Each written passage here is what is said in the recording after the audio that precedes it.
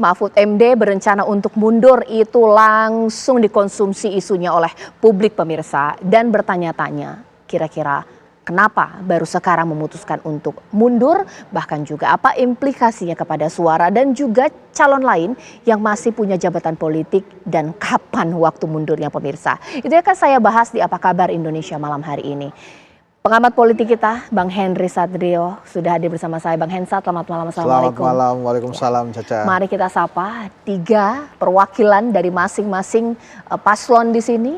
Mewakili 01 ada Bang Saiful Huda, selamat malam, assalamualaikum. 02 ada Bang Daniel Azhar dan 03 ada Pak Nur Sirwan Sujono. Selamat malam Bapak-Bapak. Selamat malam Bang Daniel, Pak Nur Sirwan. Selamat malam. Mas Huda. Malam. Pastinya saya mau bertanya kepada Pak Nur Sirwan terlebih dahulu ya. Kalaulah ditanya, kenapa sih mundur? Ada jawaban diplomatis untuk itu. Saya ganti pertanyaan Pak Nur Sirwan. Serius tidak untuk mundur dan kapan mau mundur? Pak Nur Sirwan boleh dijawab. Ya, serius apa enggak? Kapan mundurnya? Kalau kapannya itu tentu tidak perlu diucapkan atas pertanyaan itu. Itu konsumsi strategi kami yang soal kapannya. Dan kalau tadi pertanyaan yang kedua apa itu tadi? Kenapa harus mundur? Ya. Ya, tentu juga terkait juga dengan pernyataan bahwa Presiden Pak Jokowi yang beberapa waktu belakangan ini yang mengatakan Presiden dan Menteri bisa kampanye. Itu sebetulnya mengkonfirmasi bahwa ternyata selama ini ya sebetulnya sudah berkampanye begitu. Dan itu agak mengejutkan karena beberapa waktu yang lalu Pak Jokowi pernah menegaskan tentang netralitas. Kami pun agak terkejut. Netralitas sekarang Presiden dan Menteri boleh turun. Maka juga ini terkait dengan pernyataan Pak Mahfud merencanakan pada waktu yang tepat untuk mengundurkan diri. Jadi sebetulnya itu tidak terlalu berlebihan atas evaluasi kondisi dinamika politik yang terjadi terakhir-terakhir ini dengan sikap yang ditunjukkan oleh Pak Mahfud. Tentu itu melihat dari sisi berbagai pihak, berbagai para anggota kabinet yang lain yang selama ini berada di rombongan kabinet yang tentu kami bisa melihat, publik juga bisa melihat tentang aktivitasnya selama masa pemilu ini seperti apa. Demikian. Oke, boleh dijawab Bang Daniel, ini bagaimana tanggapan dari 02 dengan rencana mundur? Pasti yang disasar adalah paslon lain yang masih punya jabatan politik. Harusnya mundur juga. Mungkin seperti itu logika sederhananya. Mbak Caca, kami menghargai statement maupun langkah dari Pak Mahfud MD. Karena kami menafsirkan ini adalah langkah elektoral, bukan langkah etis, bukan langkah idealistik, tapi adalah langkah elektoral.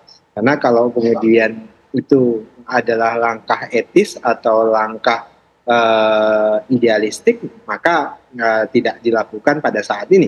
Tapi dilakukan saat ini justru itu mempertegas bahwasannya Pak Mahfud benar seperti kritik-kritik beliau selama ini terhadap dirinya dan terhadap pemerintahan, bahwasannya ada kekurangan misalnya di dalam kinerja aparat dan kinerja hukum, dan itu seperti menunjuk dirinya sendiri. Nah, jadi bagi saya ini adalah langkah elektoral dan kami menghargai langkah elektoral itu. Semua upaya tentu bisa dilakukan oleh Pak Mahfud untuk mendulang suara, tapi terus terang kami sama sekali tidak melihat ini sebagai langkah etis dan langkah idealistik.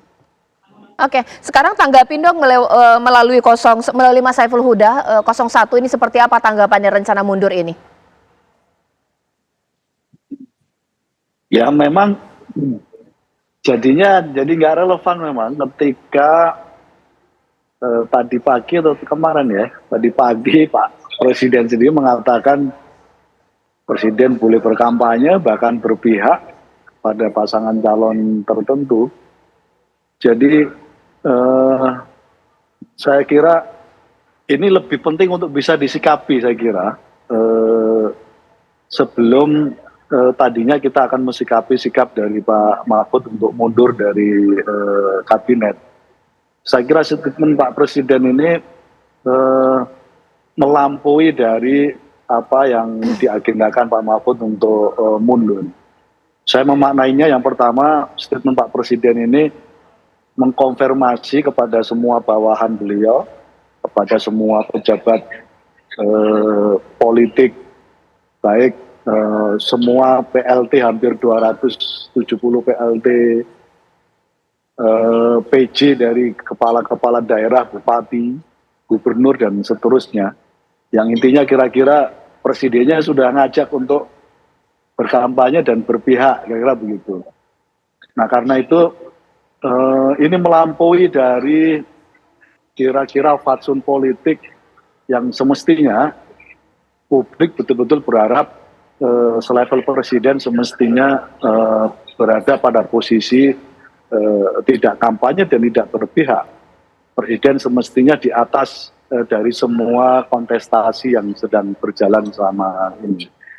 Jadi posisi mundurnya Pak Mahfud menjadi sangat tidak relevan ketika tadi pagi Pak Presiden menyampaikan statementnya yang menurut saya tadi sampaikan juga oleh Pak Nusirwan cukup mengagetkan kita dari inkonsistensi sikap Pak Presiden.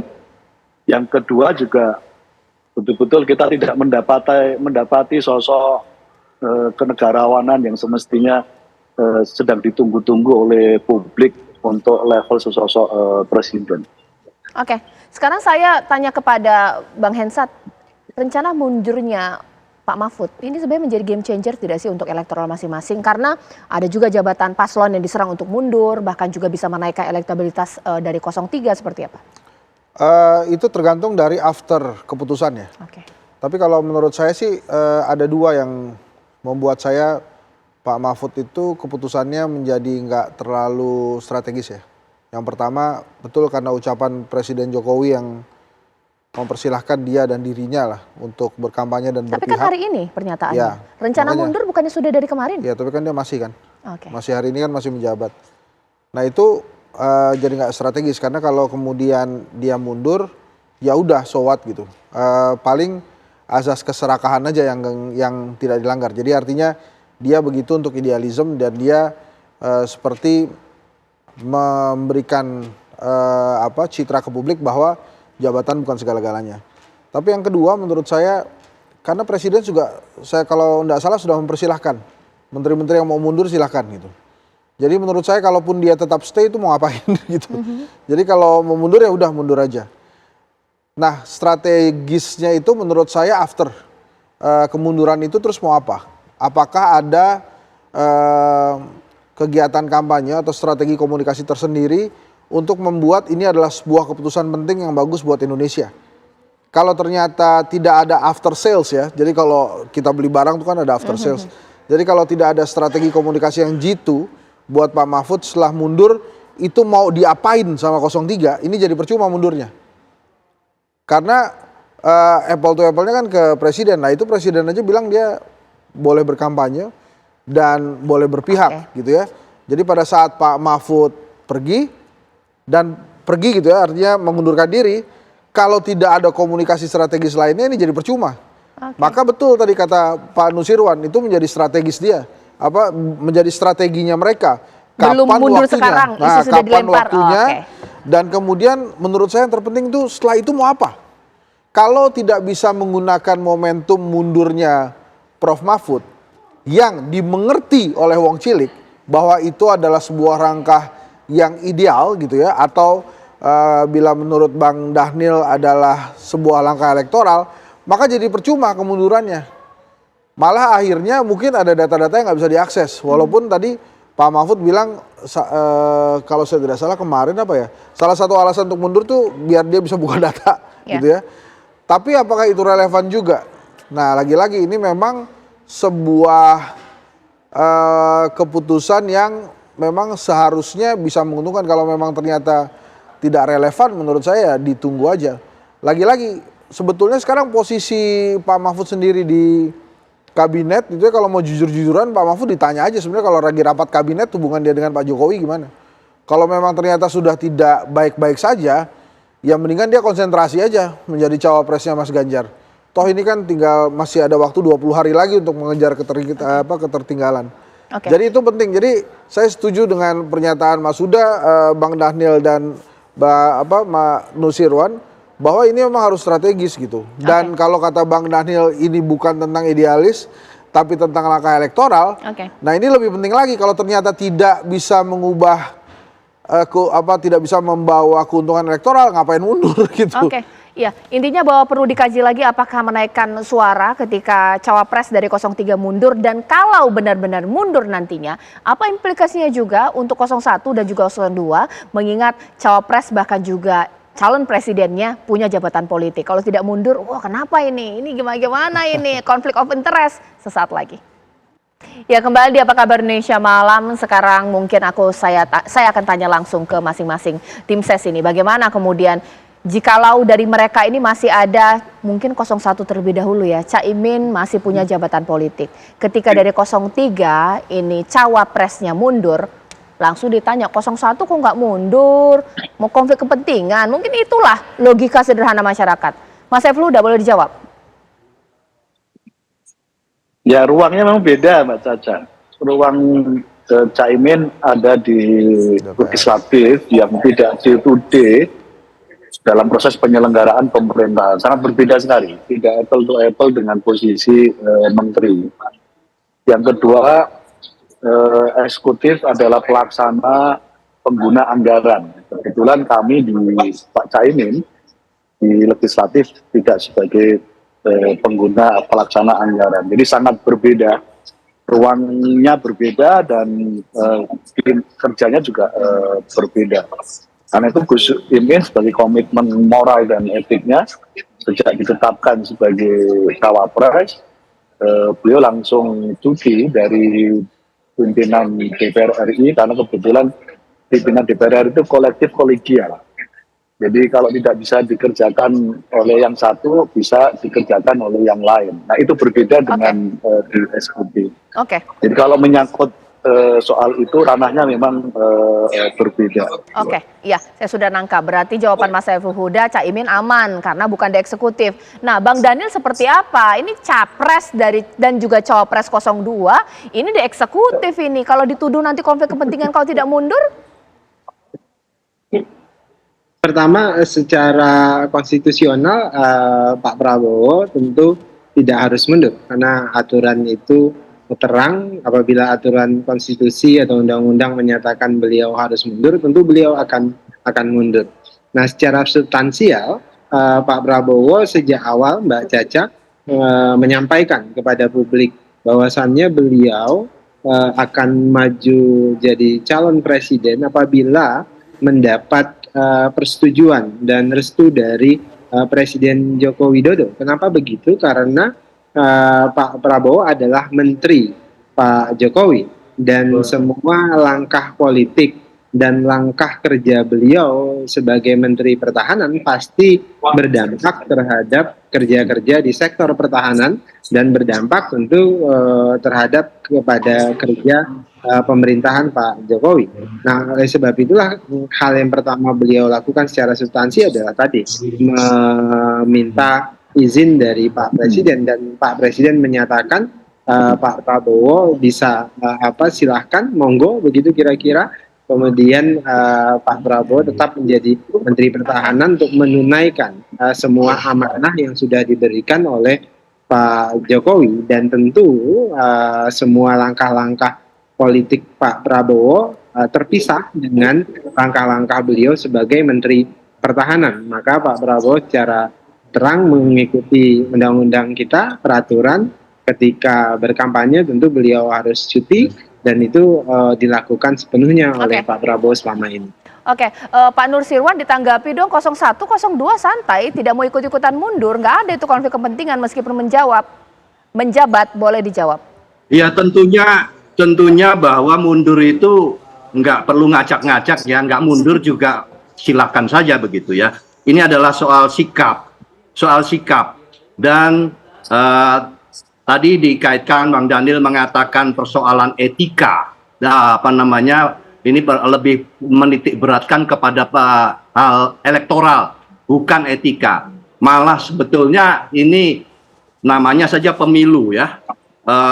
Semua sikap, semua kebijakan politik tentu itu menjadi ukuran bagaimana sikap seorang pemimpin itu mensikapi situasi dinamika politik yang tentu ada aspek apa namanya etikanya di situ. Tadi juga dikatakan bahwa lebih tegas lagi Presiden sudah mengkonfirm bahwa Presiden dan Menteri dapat berkampanye, berpihak. Dari situ sudah terlihat bahwa sebetulnya mengkonfirm bahwa sebetulnya selama ini tidak melarang, artinya memberikan kesempatan khususnya bagi dukungan kepada pasangan calon tertentu. Disitulah melihat Pak Mahfud melihat ada kecenderungan yang sudah melangkahi aspek etika dan kepatutan. Tentu kami masih ingat betul, saya ulang, bahwa Presiden pernah mengatakan di depan kepala daerah, kepada para instansi yang lain, bahwa menjaga netralitas itu menjadi hal yang utama.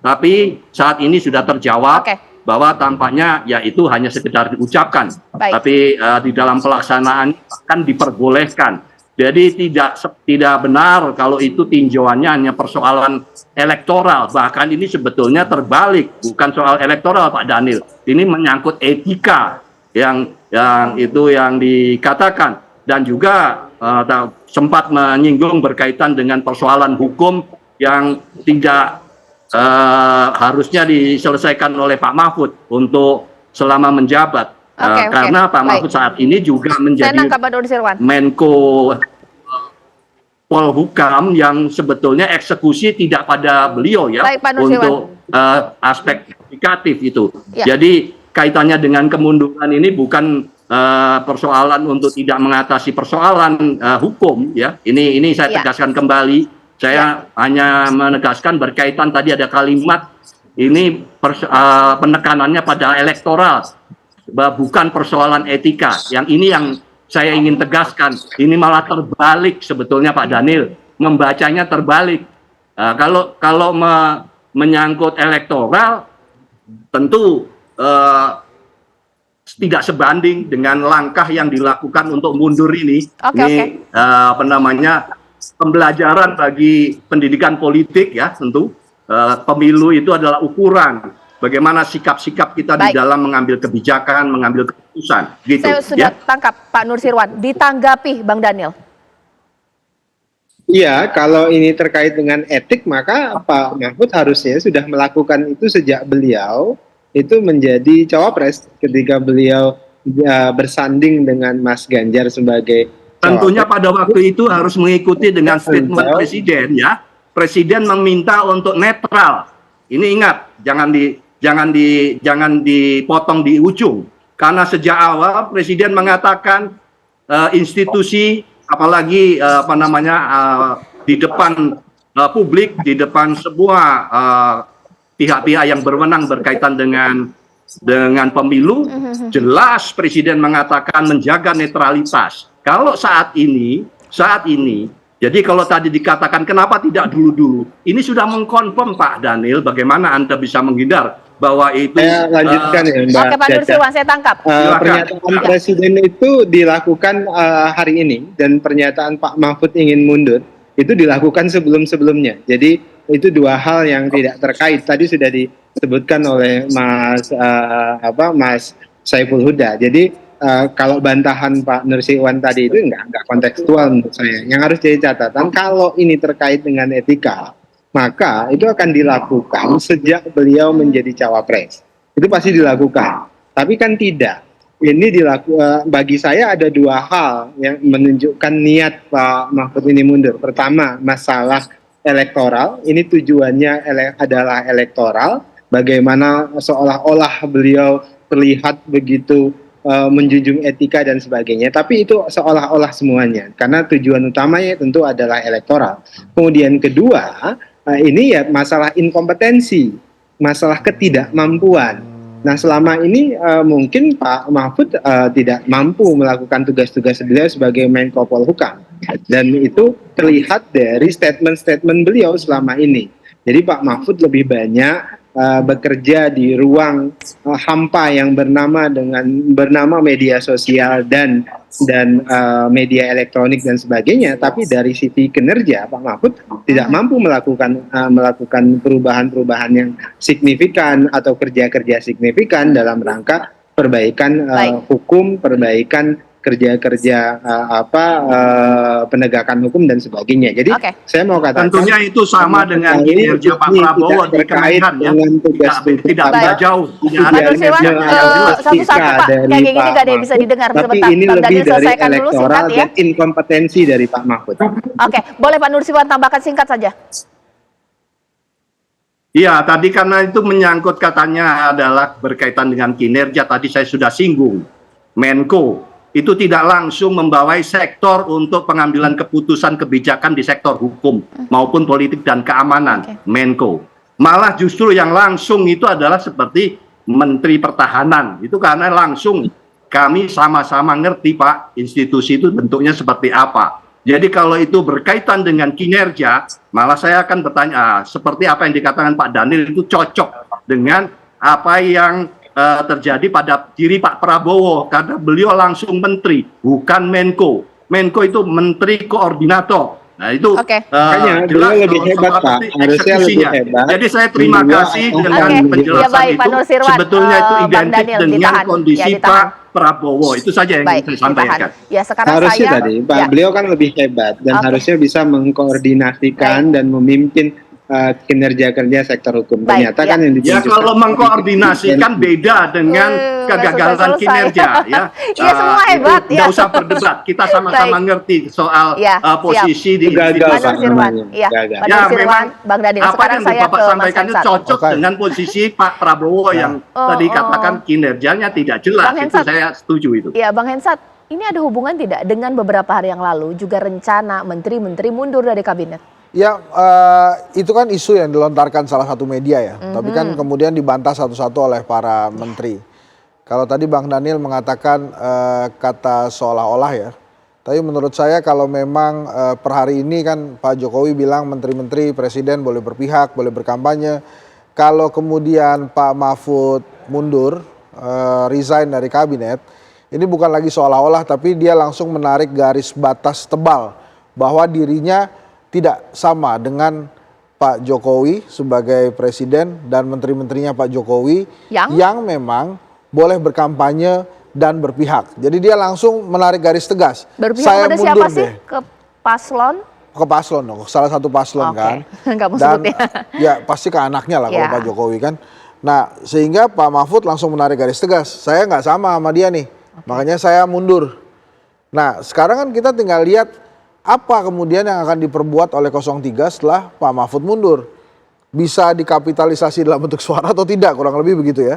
Jadi sefrontal apa nanti Pak Mahfud dalam melakukan kampanye-kampanye yang memang di debat sudah selesai, perannya tinggal kampanye-kampanye terbuka. Bahkan kalau mengacu kepada apa yang dikatakan Pak Jokowi kemarin, sebetulnya kita juga bisa tebak-tebakan nih Caca. Dengan statement Pak Jokowi yang mengatakan presiden dan menteri boleh berkampanye dan berpihak, akankah Pak Jokowi hadir pada debat kelima capres nanti? The final moment gitu ya, pada saat debat capres, mungkin Presiden Jokowi akan hadir sebagai presiden tentunya. Menyaksikan langsung pertarungan antara Anies Baswedan, Prabowo Subianto, dan Ganjar Pranowo. Nah itu pasti akan menarik.